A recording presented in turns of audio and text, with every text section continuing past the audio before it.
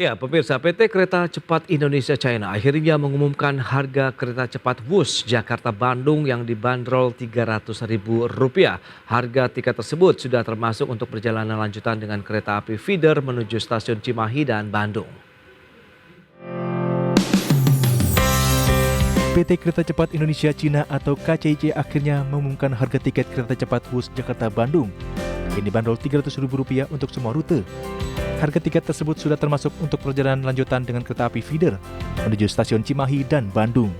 Sementara jadwal perjalanan keberangkatannya dimulai pada tanggal 17 Oktober 2023. Korporat Sekretari KCIC, Eva Karunisa mengungkapkan, harga promo ini diberikan untuk memperkenalkan layanan kereta cepat Wus kepada masyarakat sehingga tertarik dan menggunakan Wus untuk kebutuhan bertransportasi.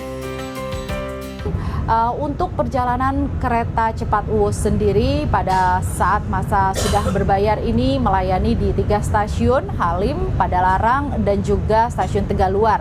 Tiket seharga Rp300.000 untuk satu kali perjalanan tersebut sudah termasuk untuk perjalanan KA Feeder, tentunya bagi masyarakat ataupun penumpang yang ingin menuju stasiun Kota Bandung. Jadi mereka dapat turun di Padalarang, kemudian menggunakan kereta feeder menuju stasiun Kota Bandung ataupun juga bisa memilih stasiun Cimahi. Itu sudah termasuk dalam tiket yang dibayarkan pada saat melakukan transaksi tiket kereta cepat. Adapun tiket kereta cepat Wus bisa dipesan melalui online di website tiket.kcic.co.id atau memesan secara langsung di tiket vending mesin di stasiun KCIC mulai H-7 atau 30 menit sebelum keberangkatan. KCIC juga memberikan promo-promo menarik seperti diskon rombongan, diskon lansia, paket perjalanan yang bekerjasama dengan lokasi wisata, hotel, dan penyelenggara event lainnya. Hal ini dilakukan untuk memberikan pelayanan yang terbaik bagi para penumpang Wus dan memberikan kemudahan pada saat menggunakan kereta cepat Wus. Dari Jakarta, Raniston Sanjaya, Tim Liputan, IDX Channel. Pemirsa, untuk membahas tema menarik hari ini, tarif kereta cepat wajar atau mahal, kita sudah tersambung melalui Zoom bersama dengan Bapak Aditya Dwi Laksana. Beliau adalah Ketua Forum Transportasi Perkeretaapian MTI atau Masyarakat Transportasi Indonesia. Ya, selamat pagi Pak Adit. Pagi Mas Pras, salam sehat. Salam sehat juga Pak Adit, terima kasih atas waktu yang disempatkan. Review terlebih dahulu nih dari MTI terkait dengan rangkaian uji coba begitu ya yang terus-menerus dilakukan dalam kereta cepat Jakarta-Bandung. Seperti apa juga hasil evaluasi yang sudah dilakukan nih Pak Adit, silakan. Ya, saya pikir setelah sekitar 2 minggu uji coba ini, menurut saya sih sudah menunjukkan hasil yang secara operasional sarana sebetulnya sudah sangat prima. Sekarang tinggal masalah dari sisi kelengkapan dari fasilitas stasiun, kemudian juga faktor pelayanan di stasiun maupun di dalam kereta, faktor pemesanan tiket, dari aspek nanti pemeriksaan bagasi dan tap in tap out di gate. Nah, itu yang nanti menurut saya perlu lebih diintensifkan ke situ, karena saya pikir selama uji coba selama 1 bulan ini sih sebetulnya sudah menunjukkan kinerja yang cukup prima dari sisi operasional sarana. Tetapi memang dari sisi untuk pelayanan kepada pelanggan seperti yang saya sebutkan tadi, yang memang masih perlu perkuat. Sekaligus juga menurut saya yang paling penting Mas Pras adalah aksesibilitas dan konektivitas di stasiun. Artinya nanti di stasiun Halim, di stasiun Karawang, di stasiun Padalarang, dan di stasiun Tegaluar itu benar-benar ketika sudah dioperasikan secara komersial, sebetulnya angkutan umum lanjutannya maupun akses ke stasiunnya sebaiknya memang sudah tersedia secara memadai. Kira-kira begitu Mas Pras. Tapi sejauh ini stabilitas begitu terkait dengan operasional kereta cepat Jakarta-Bandung ini untuk feeder dan lain-lain, menurut Anda apakah sudah optimal atau memang masih ada beberapa PR nih? Satu-satu, stasiun Halim itu sudah tersedia LRT dan juga Transjakarta. Tapi Transjakarta masih dengan headway dan sarana yang masih menurut saya kurang memadai, karena memang intensitas armadanya memang belum cukup. Dan kemudian akses dari jalan tolnya juga yang sebetulnya masih harus ditambahkan.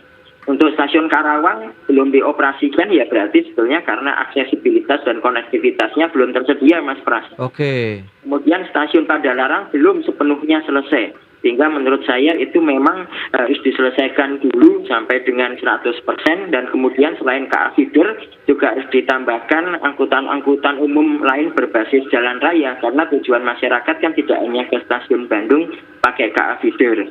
Kemudian stasiun Tegaluar, saya melihat aksesibilitasnya baru ada jembatan layang Cibiru Hilir. Seharusnya sudah tersedia jalan tol, exit tol balik dari arah Cileunyi maupun dari arah Padalarang, dan juga misalnya tersedia semacam drop off atau semacam tempat naik turun penumpang dari jalan tol yang memang bisa tersedia, sekaligus selain Damri juga bisa tersedia angkutan umum yang lain. Kira-kira begitu, Mas. Oke, berarti menurut Anda dengan beberapa PR yang harus segera dituntaskan, Anda melihat apakah ini akan tetap menunjang optimalisasi dari operasional kereta cepat Jakarta-Bandung ini? Saya pikir faktor yang paling esensial supaya kereta cepat ini bisa diminati oleh masyarakat, itu menurut saya dua hal, Mas. Oke. Yang pertama adalah ketersediaan aksesibilitas dan konektivitas di stasiun-stasiun kereta cepat. Yang kedua adalah, ini yang penting juga menurut saya, adalah tarif yang kompetitif. Kompetitif itu adalah tarif yang memang bersaing dengan moda angkutan yang lain. Nah, kalau dua hal itu bisa terpenuhi, saya pikir itu bisa mendorong masyarakat untuk shifting atau berpindah ke kereta cepat. Oke, dan operator sudah mengumumkan begitu kereta cepat Wush Jakarta-Bandung ini dibanderol Rp300.000 begitu untuk tiket satu kali perjalanan. Kemudian data terbaru di Rp150.000. Benar atau tidak ini, Pak Adit? Ya, saya kemarin pertama ketika mendengar bahwa diumumkan tarif 300.000, saya sebetulnya dalam pandangan saya sebaiknya ketika ada operasi komersial itu sebaiknya sebetulnya masih menggunakan tarif promo atau tarif pengenaan tarifnya secara bertahap sih, Mas Pras. Jadi tidak langsung di angka 300.000 karena kan sebelumnya tidak berbayar. Ini kan sebetulnya untuk membentuk segmen market dan menarik minat masyarakat. Jadi untungnya kemarin sempat ada informasi terbaru bahwa akan ada tarif promo sebesar Rp150.000. Menurut saya ini penting untuk membuat masyarakat tertarik dulu, Mas, untuk menggunakan kereta cepat, tidak langsung di tarif yang 300.000. Meskipun tarif 300.000 itu sebetulnya hanya beda 50.000 dengan tarif kereta api eksekutifnya Argo Parahyangan yang memang tarifnya di 250.000 tapi perjalanannya makan waktu 3 jam. Sedangkan kalau dari Halim sampai stasiun Bandung dengan berpindah ke feeder di stasiun Padalarang itu kebutuhan waktunya hanya sekitar 1 jam. Sekitar 1 jam lebih sedikit lah, Mas, kira-kira seperti itu. Oke, tapi kalau kita lihat estimasi waktu ya, memang ini menjadi salah satu keunggulan ya dari kereta cepat Jakarta-Bandung ini dengan tadi ada beberapa PR, kemudian dibandingkan dengan transportasi lainnya, menurut Anda apakah cukup kompetitif? Nah ini, Mas, sebetulnya secara basic transportasi ya, kereta cepat atau kereta kecepatan tinggi itu baru efektif kalau beroperasi di jarak antara 200 kilo sampai dengan 800 kilo. Kenapa? Kalau di bawah 200 kilo, maka itu akan terjadi kompetisi yang sangat tajam dengan angkutan jalan, transportasi jalan, terutama yang berbasis jalan tol.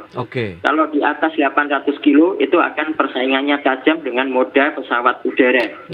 Nah, Jakarta-Bandung atau tepatnya Halim Tegaluar itu hanya 142 km.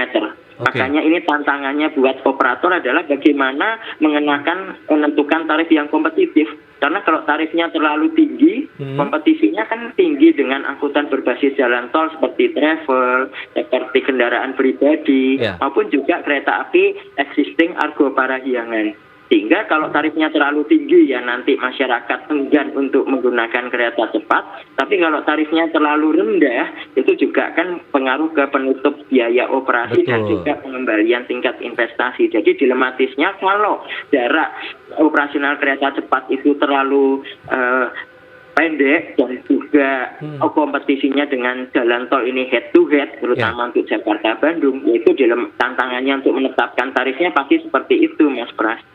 Nah untuk kereta cepat Jakarta-Bandung ini kan sudah ditetapkan Rp150.000 begitu. Menurut Anda ini adalah apakah memang harga promo dan baiknya berapa lama begitu harga ini akan ditahan? Ya ini harga promo kan rencananya sampai dengan 30 November ya Mas. Saya rasa sih tarif promo ini memang harus dijalankan dulu ya Mas ya. Ini soalnya sebagai tarif transisi supaya masyarakat terbentuk dulu habitnya untuk mereka yang ingin menggunakan kereta cepat.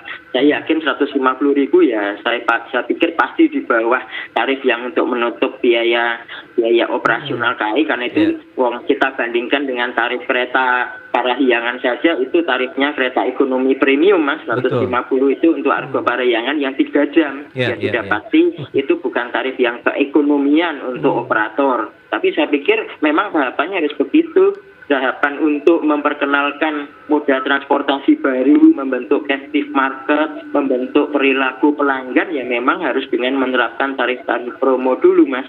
Kira-kira seperti itu. Nanti bisa dievaluasi lagi lah apakah setelah November akan diperpanjang ke Desember, nanti sambil melihat animo dan antusiasme penumpang. Cuman catatan saya sebetulnya okupansi penumpang selama 3 bulan pertama itu tidak bisa dijadikan patokan ya Mas Pras, karena kan pasti antusiasme masyarakat masih tinggi, euforianya masih tinggi, karena kan masyarakat se-Indonesia pengen mencoba moda transportasi yang baru, yang canggih ini. Ya, sehingga ya saya pikir 3 bulan pertama itu belum bisa jadi pembanding untuk mereka jadi captive market untuk sebagai pengguna yang memang rutin di kemudian hari, kira-kira begitu. Oke, dengan harga tiket promo yang ditawarkan berarti beberapa kelas layanan dari kereta cepat WUS ini bagaimana jadinya? Apakah sementara ditiadakan dulu? Saya sih pikir sementara fokusnya pada ekonomi premium Mas, selama jaraknya operasionalnya waktu tempuhnya hanya 30 menit sampai dengan 45 menit, sebetulnya kelas bisnis atau kelas first class itu ya sebetulnya belum memberikan value yang lebih ya, kecuali para penggunanya memang pengen private atau dari memang itu penugasan atau dinas yang memang perlu privasi atau secara protokoler. Nah itu mungkin masih dimungkinkan, tapi kalau untuk jarak antara Jakarta Bandung yang waktu tempuhnya sangat singkat, sebetulnya kelas-kelas itu nggak akan terlalu berpengaruh, kecuali kalau nanti sudah diperpanjang sampai Semarang, Jogja, Surabaya, baru akan berpengaruh. Oh baik, kita tahu kelas layanan kereta cepat WUS ini kan terbagi menjadi 3 kelas begitu. Ada first class Rp600.000, business kelasnya Rp450.000, kemudian premium economic kelasnya Rp300.000. Kita akan bahas nanti apakah juga ini akhirnya ditiadakan atau tidak, baiknya begitu mengingat jarak tempuh yang Anda katakan. Kita bahas nanti di segmen berikutnya. Pak Adit, kita akan jeda dulu sebentar, dan pemirsa, kami akan segera kembali usai pariwara berikut ini. Ya, terima kasih Anda masih bergabung bersama kami dalam Market Review. Pemirsa, berikut ini kami sampaikan ya sejumlah data untuk Anda ya terkait dengan kelas layanan kereta cepat WUS. Ya, seperti yang bisa Anda saksikan di layar televisi Anda, ada first class Rp600.000, kemudian business class Rp450.000, kemudian premium economy class-nya Rp300.000. Berikutnya kita lihat dari sisi perjalanan kereta cepat WUS untuk keberangkatan dari stasiun Halim. Ini dia jadwalnya bisa Anda saksikan. Kemudian keberangkatan juga dari stasiun Tegaluar. Pergi pulang begitu ya. Dan selanjutnya menuju stasiun Halim dapat melalui akses Jalan DI Panjaitan, kemudian LRT Jabodebek dan Transjakarta dengan rute Halim Cawang pulang pergi. Itu kalau kita lihat perjalanannya yang menuju stasiun Halim. Kemudian menuju stasiun Padalarang, penumpang dapat menggunakan exit tol Padalarang, Jalan Panaris, dan kereta feeder maupun komuter. Sementara untuk stasiun Tegaluar, penumpang dapat mengaksesnya melalui exit tol ya, kilometer 149 arah Cileunyi, Damri dari Soekarno-Hatta, shuttle bus dari Mall Sumorekon, kemudian angkutan online dari stasiun Cimekar. Itu dilihat beberapa rute ya yang bisa digunakan begitu pada saat kita menuju stasiun kereta cepat WUS. Kita akan lanjutkan kembali perbincangan bersama dengan Bapak Aditya Dwi Laksana, Ketua Bidang Perkeretaapian Masyarakat Transportasi Indonesia. Baik, Pak Adit, kita akan lanjutkan kembali.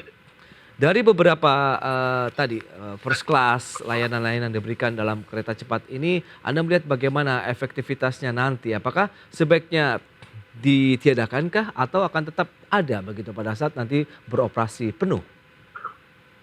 Ya, saya pikir karena di kelasnya keretanya memang sudah terdiri dari 3 kelas, first class, business class, dan ekonomi premium, ya tetap seperti itu. Tapi saya pikir untuk okupansi pengguna itu sebetulnya fokusnya lebih kepada ekonomi premium. Kalau memang jarak atau waktu tempuhnya memang cukup singkat ya Mas ya, ke Padalarang itu hanya sekitar 30 menit sampai dengan Tegaluar bisa 43 menit. Jadi saya pikir pembedanya antara kelas first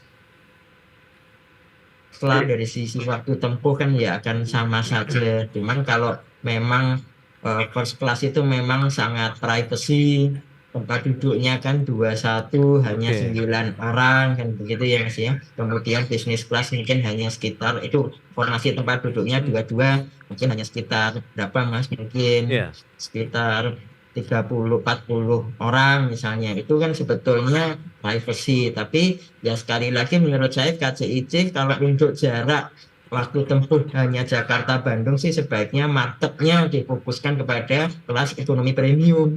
Nanti Oke. rombongan ingin menggunakan kereta bisnis atau mereka yang karena secara kedinasan dan protokoler atau secara pengen privacy lebih untuk kereta api kelas first class, yaitu monggo juga. Menurut saya sih seperti itu ya Mas. Oke. Nah, kalau bicara mengenai tiket yang akhirnya ditetapkan untuk sementara begitu ya, harga tiket dari 300 kemudian terbaru Rp150.000 begitu, seberapa ideal sih harga yang akan dijual nantinya kepada masyarakat dengan jarak tempuh Jakarta Bandung kemudian terdiri dari beberapa kelas? Ya kita buat alternatif pembanding saja Mas dengan moda existing yang ada. Travel itu bisa antara 120.000 sampai 160.000. Waktu tempuh antara 2 jam sampai 3 jam. Kelebihannya travel adalah destinasinya bisa dipilih sesuai dengan karena pilihan pool atau tempat agennya lebih banyak, frekuensi perjalanannya juga bisa cukup banyak, dan juga dari sisi fleksibilitas. Nah, tapi kelemahannya adalah kalau kepadatan jalan rayanya makin tinggi. Waktu tempuhnya 2 jam sampai 3 jam. Kereta api existing Argo Parahyangan, kelebihannya terletak langsung menghubungkan pusat kota sampai pusat kota, stasiun Gambir sampai stasiun Bandung, terutama untuk mereka yang kebutuhannya memang di sekitaran pusat kota. Waktu tempuhnya 3 jam, tarifnya ekonomi premium 150.000, eksekutif 250.000. Nah, sekarang kereta cepat misalnya dengan angka 150.000 ya saya pikir sangat bersaing. Tapi nanti kalau di angka 300.000 itu saya kembalikan ke pilihan masyarakat. Kalau pilihan masyarakat memang ingin terbebas dari kemacetan jalan raya dan dengan kepastian waktu tempuh dan jadwal, pilihannya adalah kereta cepat. Kalau saya tidak ingin berpindah moda, saya akan tetap gunakan Argo Parahyangan karena saya naik kereta sekali aja sudah bisa sampai ke stasiun Bandung. Jadi kalau saya memang family atau keluarga mau berwisata ya 300.000 kali 4 orang sudah 1,2 kali PP 2,4 juta ya mungkin mending kendaraan pribadi. Nah itu sebenarnya kan tinggal masalah pilihan.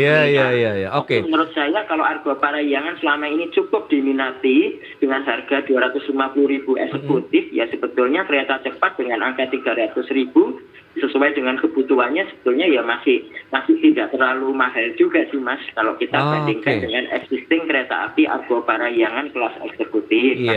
Dengan beberapa kelebihan masyarakat bisa merasakan teknologi terkini dari industri perkeretaapian begitu ya, transportasinya kemudian lebih cepat, kemudian banyak halan. Tapi seberapa lama sih kalau Anda katakan tadi kan juga ini menjadi kebiasaan yang tengah dibentuk. Kemudian setelah kebiasaan itu terjadi apakah mereka akan tetap menaruh minat juga untuk menggunakan kereta cepat Jakarta Bandung Wush ini? Menurut saya tergantung kebutuhannya Mas. Itu tantangannya terutama pada hari kerja. Kalau hari akhir pekan atau liburan, terutama libur masa panjang Lebaran atau libur Natal Tahun Baru sudah pasti jalan raya akan sangat padat. Kereta cepat pasti akan sangat diminati. Akhir pekan pun mereka yang akan biasa PJKA pulang Jumat kembali Ahad atau kembali Senin pagi itu sangat bisa menggunakan kereta ini. Nah tantangannya siapa yang akan menggunakannya di hari kerja? Ya pasti yang mau diraih adalah mereka yang biasa menggunakan travel atau kereta api Argo Parahyangan existing. Nah itu sekarang kembali lagi menurut saya masalahnya seberapa mudah saya ke stasiunnya, seberapa mudah saya dapat angkutan lanjutannya. seberapa kompetitif juga tarifnya dibanding kalau Ya. saya menggunakan travel atau menggunakan kereta api existing Argo Parahyangan. Nah, saya pikir selama 300.000 tujuan saya misalnya nggak harus sampai pusat kota, dan saya memang misalnya bisa pindah dengan mudah di stasiun Padalarang. Tujuan saya misalnya Bandung Barat, Kabupaten Bandung, Bandung Timur, atau Karawang Selatan, kawasan industri. Nah, pasti pilihannya akan lebih ekonomis menggunakan kereta cepat. Nah, kira-kira begitu sih, Mas. Baik, tapi kalau kita lihat kan PT Kereta Api juga tengah menyiapkan layanan kereta api feeder untuk mendukung operasional dari kereta cepat WUS ini begitu. Nah, ini bagaimana Anda melihatnya? Ya, itu sudah satu keharusan ya. Karena kalau tidak ada kereta feeder, maka masyarakat yang mau berpindah ke pusat kota itu kan pasti akan mengalami kesulitan. Ya. Karena pilihannya adalah hanya kereta api lokal. Yes. Sementara kalau kereta api feeder menurut saya itu bagus sepanjang dua hal, Mas. Satu, sudah disesuaikan dengan frekuensi perjalanannya kereta cepat. Oke. Dan yang kedua bahwa waktu tempuhnya yang kedua adalah waktu tunggunya tidak terlalu lama ketika berpindah dari kereta cepat ke kereta feeder. Artinya kereta feedernya tidak menunggu terlalu lama. Oke. Dan yang ketiga adalah harus dipastikan bahwa waktu tempuh kereta feedernya juga cukup singkat. Kalau waktu kereta feedernya lama, nunggunya lama, nah itu kan pasti juga nggak menarik minat masyarakat. Iya, apalagi kalau kita cermati juga harga yang dibanderol itu pun termasuk dengan layanan feedernya tadi begitu ya, Pak Adit ya? Ya, saya pikir kalau KCIC karena cucunya KAI maka juga lebih mudah untuk melakukan pembandlingan dalam satu paket dengan kereta feeder.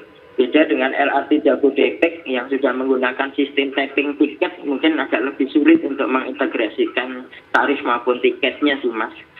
Oke, kira-kira kalau misalnya seluruh infrastruktur ready begitu, ini target dari KCIC yang Anda ketahui ini kapan sih sehingga menurut MTI juga bisa segera beroperasi optimal dan tinggal menunggu sejauh mana begitu operasional ini bisa sesuai harapan banyak pihak.